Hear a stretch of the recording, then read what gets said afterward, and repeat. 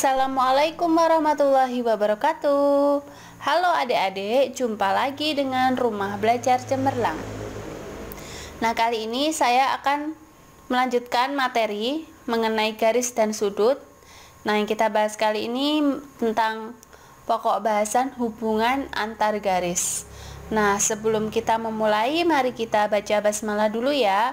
Bismillahirrahmanirrahim. Nah, sebelum melanjutkan menonton video ini, jangan lupa subscribe, like, komen, dan tekan tombol loncengnya. Simak videonya sampai habis ya. Terima kasih. Nah, apa sih garis itu? Garis itu adalah kumpulan titik-titik yang banyaknya tak terhingga, yang jaraknya sangat dekat dan memanjang kedua arah, yaitu A dan B. Nah, kemudian titik, kalau titik itu adalah sesuatu yang memiliki kedudukan, tapi titik tidak mempunyai ukuran. Biasanya disimbolkan dengan noktah seperti ini. Seperti ini ya. Nah, dan diberi nama A, B, atau C. Nah, kemudian bidang. Nah, kalau bidang itu adalah kumpulan garis-garis yang membentuk suatu bangun yang memiliki ukuran panjang dan lebar. Nah, kemudian hubungan antara garis, titik, dan bidang. Nah, sebuah titik hanya dapat ditentukan letaknya, tetapi tidak mempunyai panjang dan lebar. Nah, titik kan hanya noktah seperti ini tadi kan. Nah, biasanya disimbolkan dengan A atau B, ya kan? Nah, dia tidak punya ukuran. Nah, titik itu dapat digambarkan memakai tanda noktah seperti ini tadi ya. Nah, sebuah titik itu dinotasikan atau diberi nama dengan huruf kapital, misalkan A, B, C, dan sebagainya. Nah, seperti ini. Nah, selanjutnya, kalau garis itu dipresentasikan oleh suatu garis lurus dengan dua tanda panah di setiap ujungnya yang mengindikasikan bahwa garis tersebut panjangnya tak terbatas. Nah, biasanya garis itu dinotasikan dengan huruf kecil, misalkan garis K, garis L, dan sebagainya. Nah, contohnya seperti ini. Nah, seperti ini. Ini namanya adalah garis G.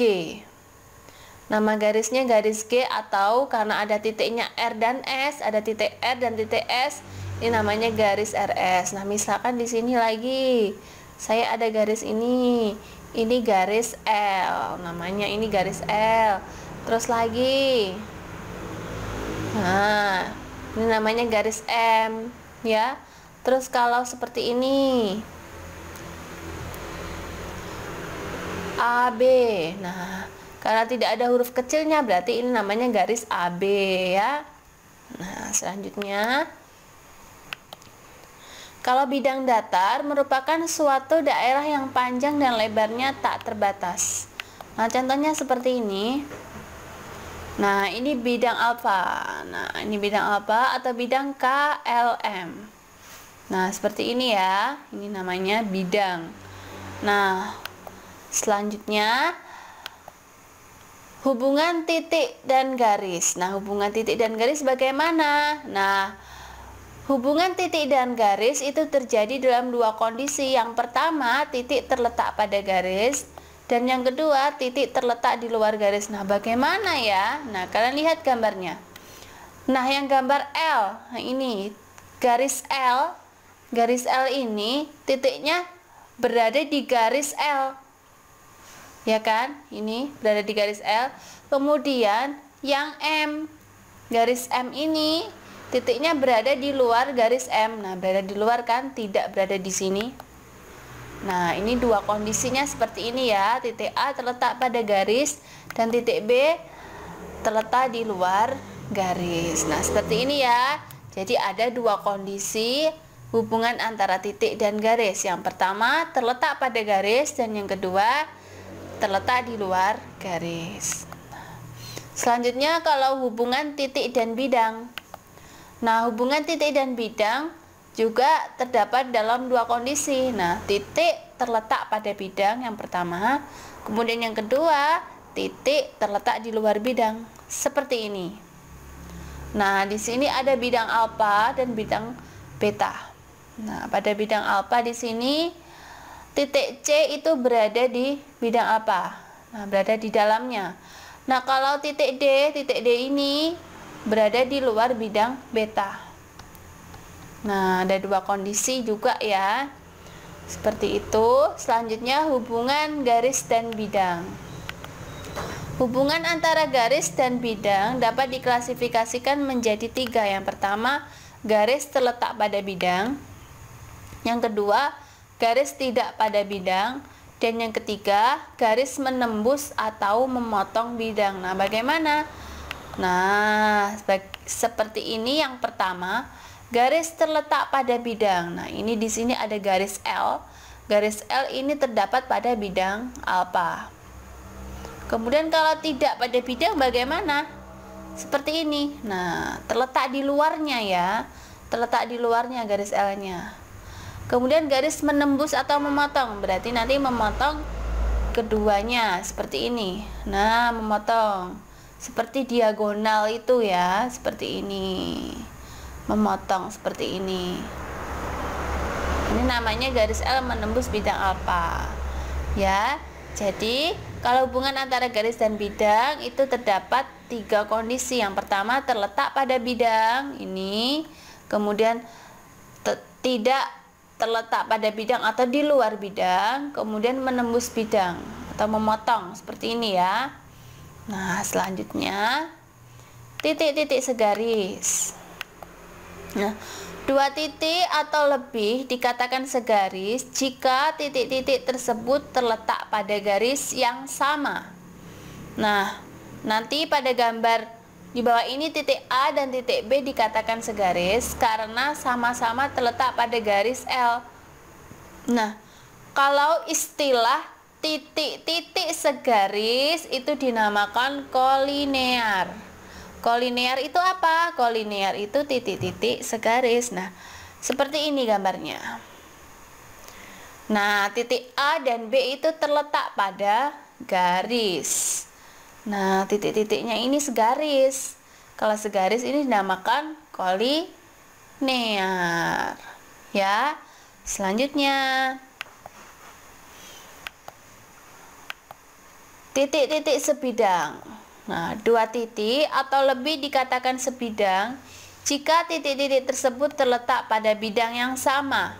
Nah, perhatikan nanti gambar titik C dan titik D ya. Nah, dikatakan sebidang karena sama-sama terletak pada bidang beta. Sedangkan istilah titik-titik sebidang itu disebut dengan koplanar. Nah, kalau segaris tadi kolinear, kalau sebidang itu koplanar. Ya, gambarnya seperti ini. Nah, terletak pada bidang. Nah, di dalamnya bidang beta. Nah, ini disebut dengan koplanar ya. Nah, selanjutnya kalau segmen garis atau ruas garis dan sinar garis atau sinar. Nah, kalau segmen garis atau ruas garis nama saja ya, segmen garis atau ruas garis itu sama. Itu bagian dari garis yang dibatasi oleh dua titik akhir yang berbeda dan berisi setiap titik pada garis di antara titik ujungnya. Nah, nanti di bawah ini adalah ruas garis atau segmen AB. Nah, disimbolkan seperti ini ya, segmen AB itu. Nah, ada tanda garisnya di atasnya, seperti ini ya. Sama. Nah, ini namanya segmen garis AB. Nah, dengan titik A dan B merupakan titik ujung ruas garis AB. Nah, AB atau segmen atau ruas garis AB ini merupakan bagian dari garis AB. Seperti ini. Nah, ini ruas garis AB. Nah, ini titik A dan B ini merupakan titik ujungnya. Ini adalah titik ujungnya. Nah, ini namanya segmen garis AB ya, seperti itu ya. Nah, selanjutnya sinar garis. Nah, sinar garis itu apa? Sebuah garis yang memiliki satu titik ujung dan ujung yang lain membentang tak terbatas. Nah, ini sinar garis AB hanya mempunyai satu titik ujung. Nah, titik ujungnya siapa? Titik ujungnya ini A. A ini sebagai titik ujung. Kemudian satunya B. B ini membentang tak terbatas. Nah, panjangnya tak terbatas. Namanya aja sinar AB ya. Nah, disimbolkan seperti ini sinar AB ya. Nah, seperti ini. Ya, selanjutnya.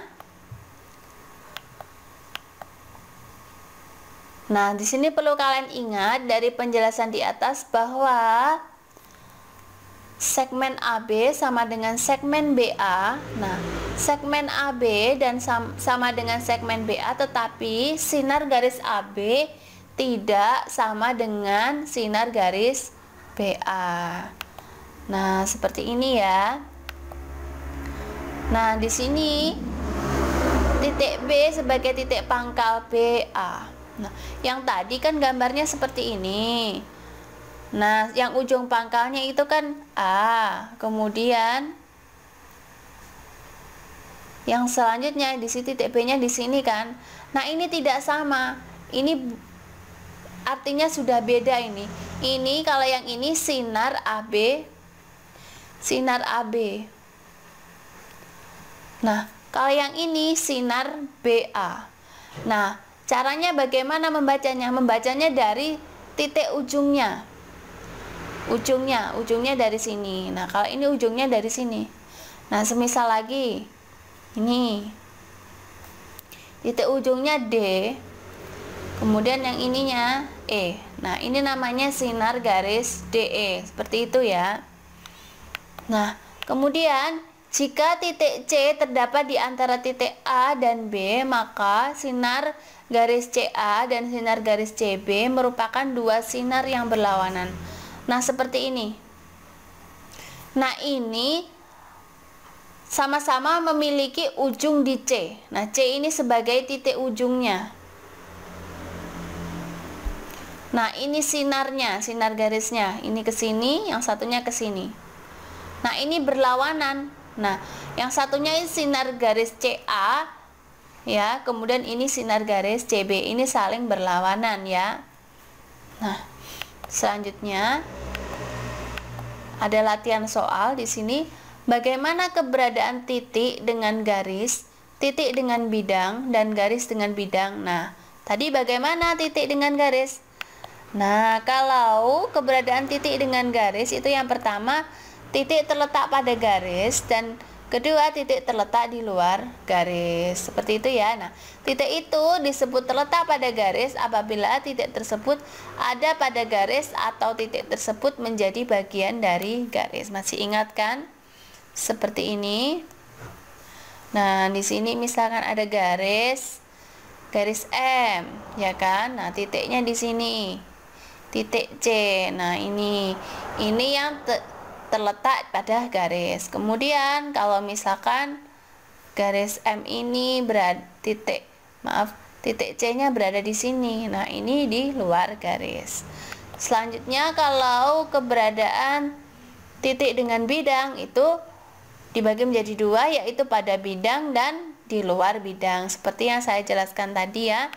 Selanjutnya kalau garis dengan bidang ada 3 ya. Yang pertama garis pada bidang, kemudian garis di luar bidang, dan garis menembus bidang atau memotong tadi ya.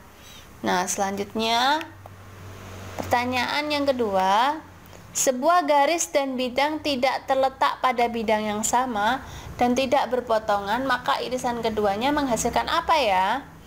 Nah, garis dan bidang itu tidak terletak pada bidang yang sama. Artinya terletak pada bidang yang berbeda. Nah, hal ini akan menimbulkan kemungkinan. Yang pertama, garis sejajar bidang atau membentuk himpunan kosong. Kemudian garis berpotongan dengan bidang membentuk satu titik. Nah, pernyataan berikutnya mengatakan bahwa garis tidak berpotongan dengan bidang yang artinya garis sejajar bidang. Akibatnya, irisan keduanya akan menghasilkan himpunan kosong. Seperti itu ya. Nah, selanjutnya, pertanyaan selanjutnya. Nah, perhatikan di sini ada gambar A, gambar B, dan gambar C. Nah, pertanyaannya, diketahui gambar A. Nah, kalian perhatikan ini gambar A. Di sini ada garis AB. Ini garis AB ya.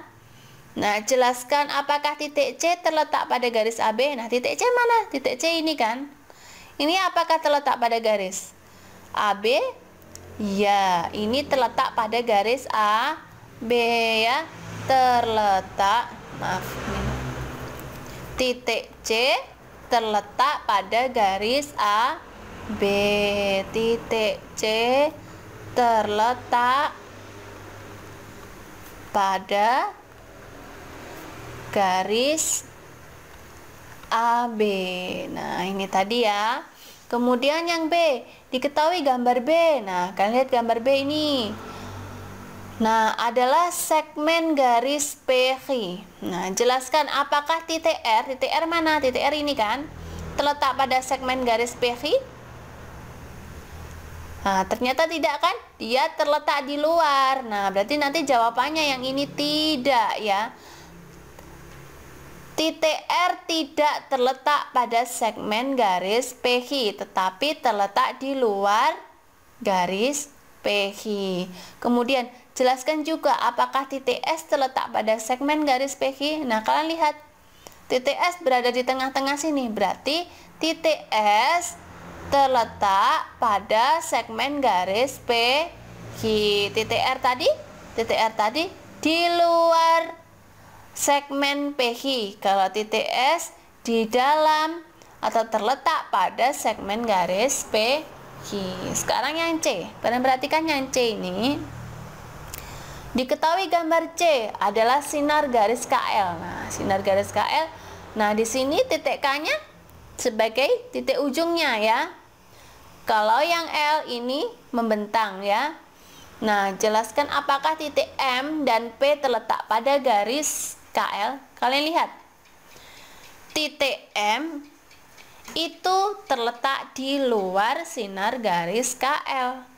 Kalau titik P itu terletak. Nah, kalau titik M ini di luar garis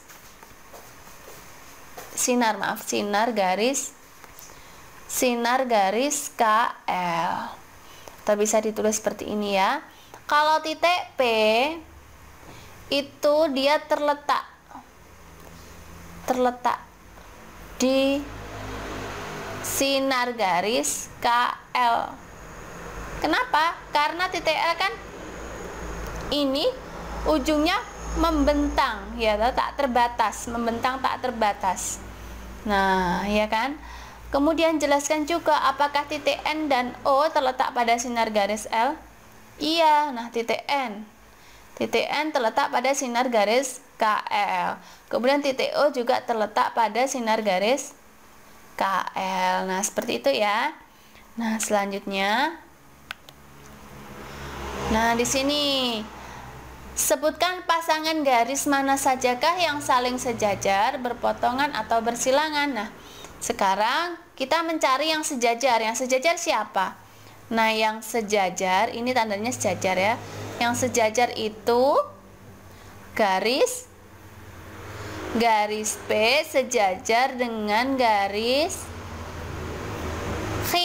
Nah, ini sejajar kan? Ini. Nah, kemudian yang berpotongan atau bersilangan. Berpotongan atau bersilangan siapa saja? Nah, ini garis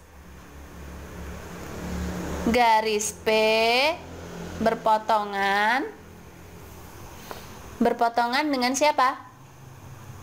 Berpotongan dengan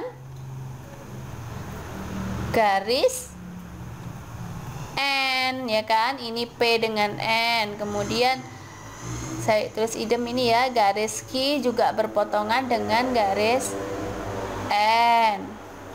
Kemudian yang selanjutnya siapa lagi? Ini. Kemudian garis P berpotongan dengan garis M ya kan, garis M ini. Kemudian garis Q garis Q ini juga berpotongan pada garis M juga. Oh ya, nah ini garis P berpotongan dengan garis N. Nah ini P dengan N kan di sini.